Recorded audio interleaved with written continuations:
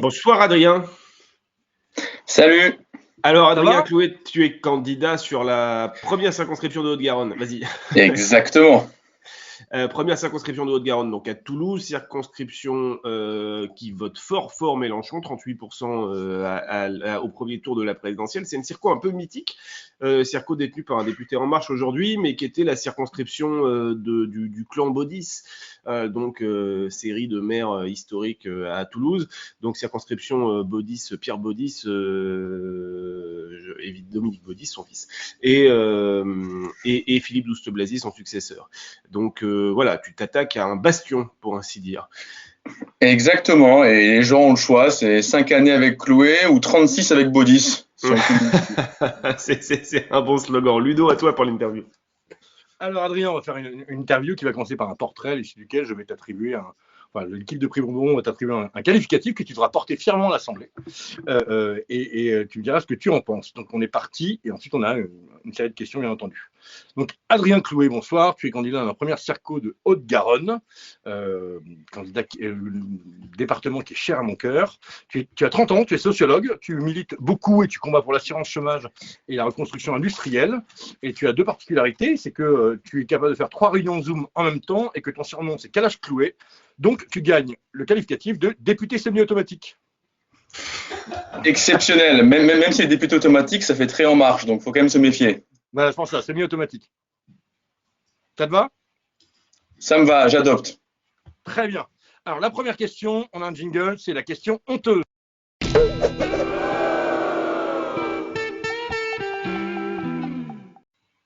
Alors là, Adrien, j'ai pas de questions à te poser. Parce que Fred, dans ton questionnaire, tu nous as dit que tu avouerais en direct.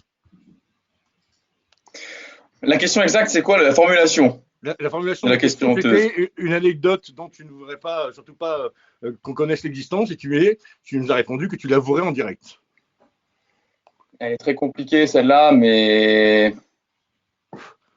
je dirais bien quand même qu'un jour où je me représentais au parti de la gauche européenne, je me suis trompé de salle dans le grand hôtel où on était censé faire voter une motion, et j'ai essayé de faire voter une motion sur l'écosocialisme à un parterre de patrons de la finance, et j'ai vraiment mis 10 minutes à me rendre compte que je n'étais pas dans la bonne salle et que je ne parlais pas du tout aux bonnes personnes avant de me faire sortir. Et donc c'était un moment qui était quelque part amusant, parce que vraiment il y a une espèce d'incompréhension extrêmement radicale, et puis de l'autre ça fait perdre un peu de temps, mais ne vous inquiétez pas, la motion est passée tout de même après dans le bon endroit. Ben, parfait. Alors, c'est plutôt un moment de solitude, mais c'est plutôt drôle en soi.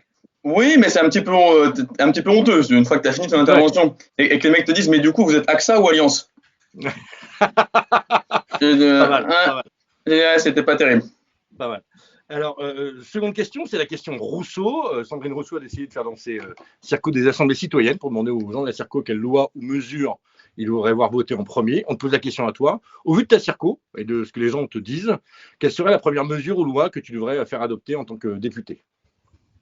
La première, c'est l'extension des pouvoirs des salariés en entreprise. Parce que dans la circo où on est un des poumons industriels du pays. Bon, vous connaissez bien, hein, il y a l'industrie de l'aéro notamment.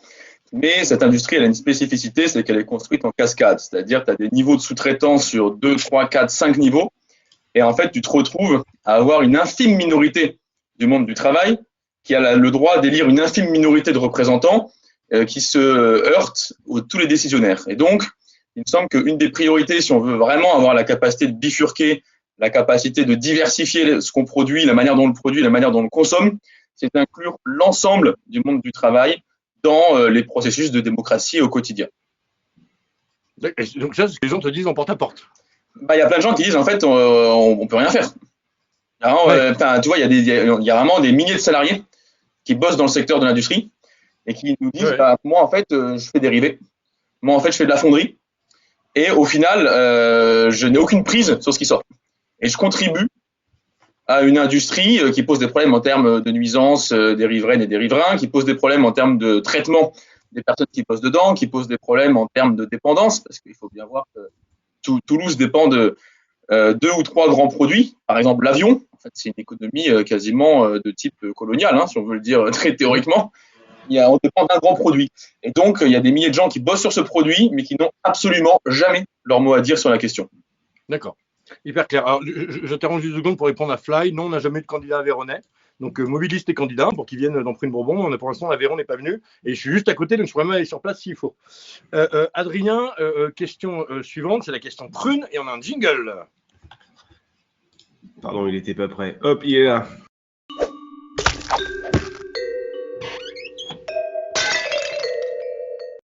Donc, le principe de l'émission, c'est qu'on est là pour prendre le pouvoir et coller les tartes.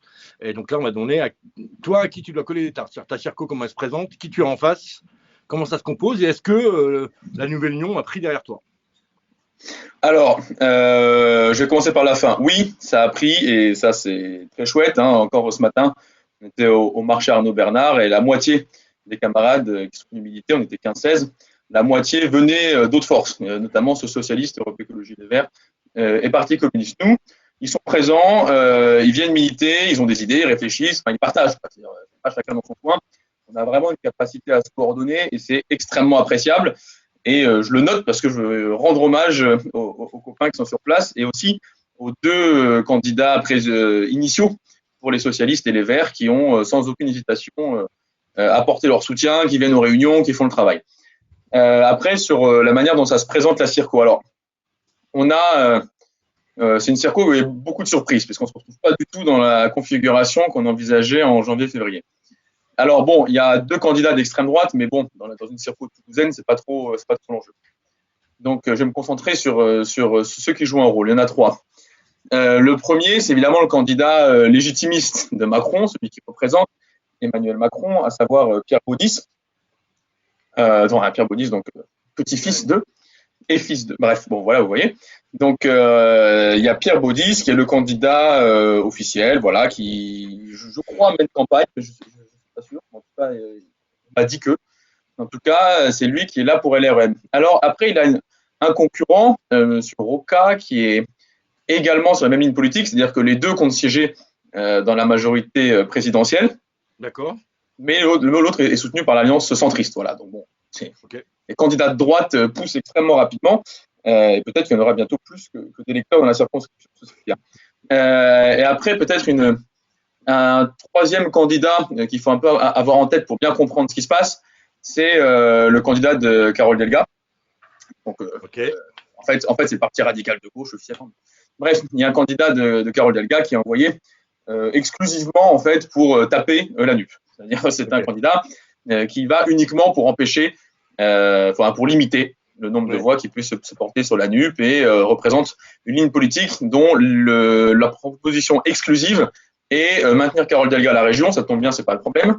Et refuser l'accord, ça tombe mal, c'est trop tard. D'accord. Alors, effectivement, moi je le vis ici et j'ai passé beaucoup de temps avec les élus PS, départements régionaux, etc., qui sont dans le Lot, parce que moi je suis dans le Lot, et la ligne de Delga est suicidaire. Enfin, c'est assez barge, hein, effectivement, et avec comme seul projet elle-même. Mais bon, c'est quand même toujours dommage. Et on a même une petite particularité assez drôle hein, dans le Tarn-et-Garonne, c'est la première circo. On a une candidate NUPS qui a été investie par la NUPS, qui est Valérie Rabault, et qui finalement vient de dire ce matin, après la fin des dépôts de candidature, que non, elle ne serait pas candidate NUPS, et qu'en fait, elle était candidate PRG. Donc, bon.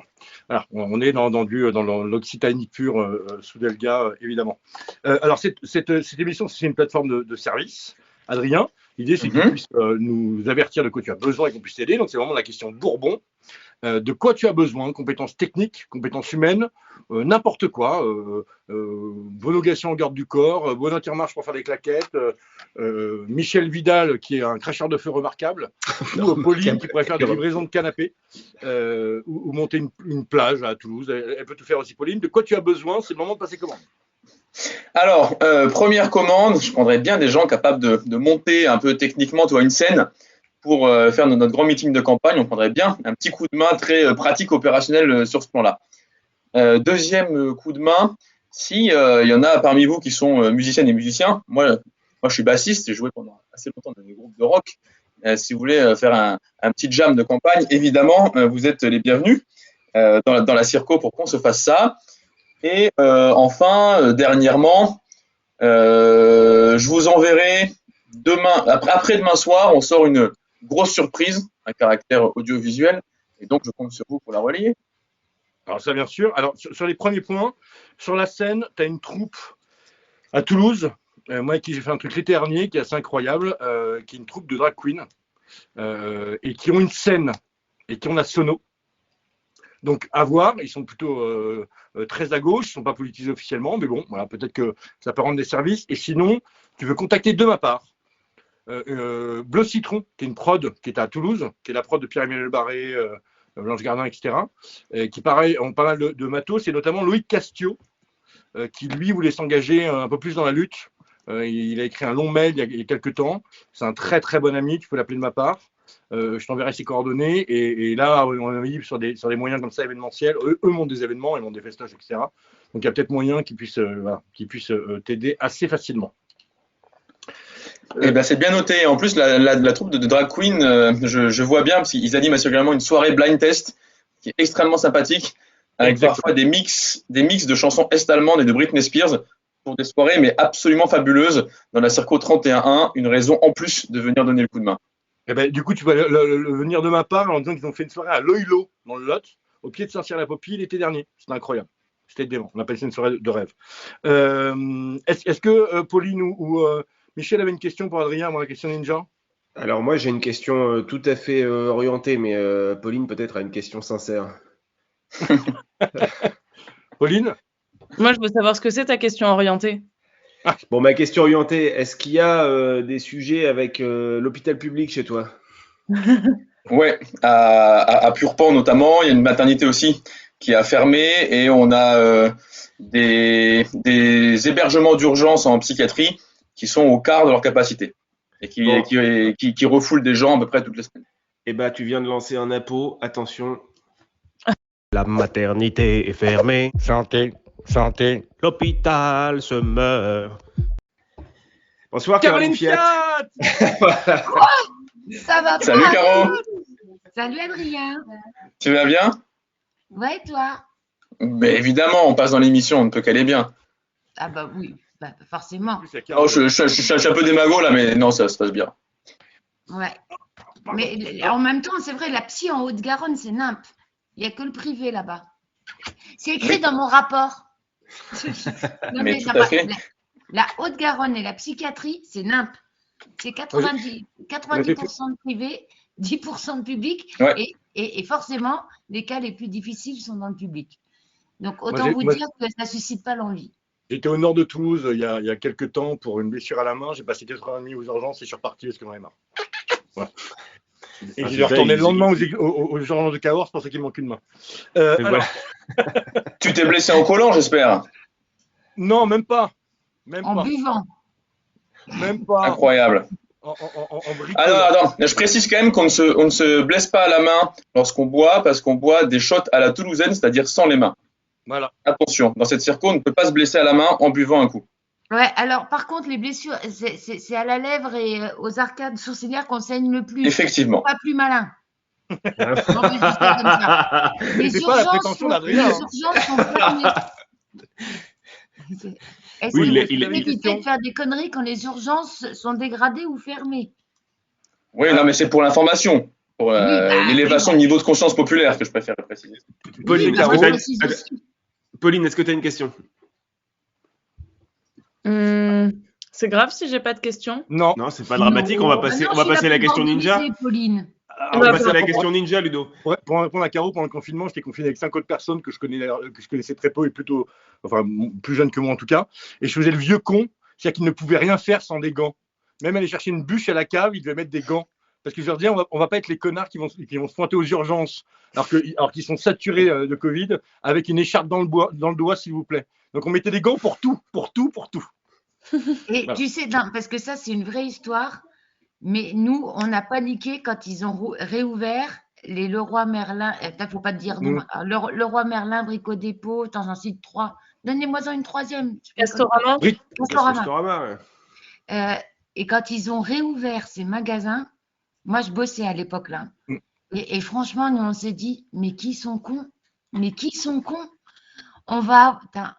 déjà saturés et on va avoir tous les gens qui ont jamais bricolé de leur vie, qui sont confinés, qui se font chier, qui vont tous se blesser. Et je te le donne en 1000. Ils se sont tous glissés. Tu sais, parce que en fait, on s'improvise pas bricoleur. Mais non. Et c'est Olivier Véran. Il est médecin. Enfin, tu vois. Et il est ministre. Enfin, et moi, être soignante, la bac-2, tu sais pas, même nous dans les services, on s'est tous dit, non, faut pas rouvrir les magasins de bricolage. Il y a des gens, ils vont se mettre à bricoler, ils savent pas, ils vont se blesser et nous, on est saturés. Et tu vois, t'es ministre de la Santé, tu aurais dû appeler les gens et dire, non, c'est pas une bonne idée là. Allô, Oxo, ici la Terre, c'est pas une bonne idée. Alors, c'est le moment de la question ninja. Adrien, tu as quand même une certaine expérience de militant. Tu as quand même une technique spéciale qui entourait les arbres de scotch avec des affiches. Mais il y a des jeunes militants et des jeunes candidats, surtout, on a des candidats de 22 ans qui se présentent. Quel conseil que tu pourrais leur donner ton truc à toi, ou peu importe, mais le conseil que tu pourrais leur donner pour leur campagne? Ouais, moi, ce que je fais, qui me paraît vraiment important, en tout cas, là où j'ai eu l'occasion de le faire, effectivement, depuis 14 ans d'activité mélenchoniste, qui me semble vraiment bien marcher, c'est de systématiquement faire campagne sur les droits des personnes. Ça, c'est vraiment ma priorité absolue, c'est-à-dire que le moindre tract, la moindre réunion publique, le moindre événement collectif doit avoir une utilité immédiate. C'est-à-dire, non seulement, évidemment, les gens viennent, ils apprennent des choses, ils se posent des questions, ils réfléchissent. Et ça, tout le monde essaye de réfléchir et de comprendre le monde. Il n'y a pas de spécificité là-dessus.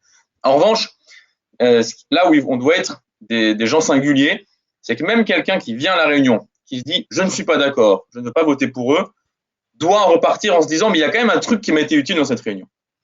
Parce que c'est le seul moyen pour que la personne, elle en parle autour d'elle, y compris si elle n'est pas d'accord idéologiquement ou intellectuellement. Par exemple, toute la campagne, on l'a faite, on faisait des réunions sur le SMIC. Bon, bah, la réunion sur le SMIC, évidemment, on présente nos propositions, mais on la conclut sur, on rappelle la grille, c'est-à-dire vous ne pouvez pas être payé moins de ça et ça, et puis vous savez bien que les heures sup, ça ne peut pas rentrer dedans, et votre prime d'outillage, elle ne peut pas être comptée dedans non plus, etc. Et les gens, plein ont un petit papier, un petit stylo, et ils se disent, ah, c'est vrai, je vais vérifier quand même que je ne me fais pas avoir. Et après, tu as des gens qui te rappellent ou que tu recroises en porte-à-porte qui disent, mais en fait, grâce à vous, j'ai gagné 40 balles. Ça m'est utile, en fait, vos réunions. Il faut toujours incarner le parti de l'utile en plus du parti de la réflexion. Parce que les deux vont ensemble. C'est-à-dire, on réfléchit parce que c'est utile, et c'est parce que c'est utile qu'on aide les gens à réfléchir. Et alors, ça fait plusieurs fois qu'on le dit aussi, qui est de ne pas attendre d'être au pouvoir pour déjà changer la vie des gens. Absolument. Bien sûr. Parfait, merci beaucoup Adrien. On va clipper tout ça, on va te l'envoyer, publier sur les réseaux sociaux. Et bien entendu, on te donne rendez-vous à l'Assemblée nationale. Eh bien, à très vite. À très vite. Merci Adrien. Merci à toi d'avoir accepté notre invitation et d'être passé nous voir.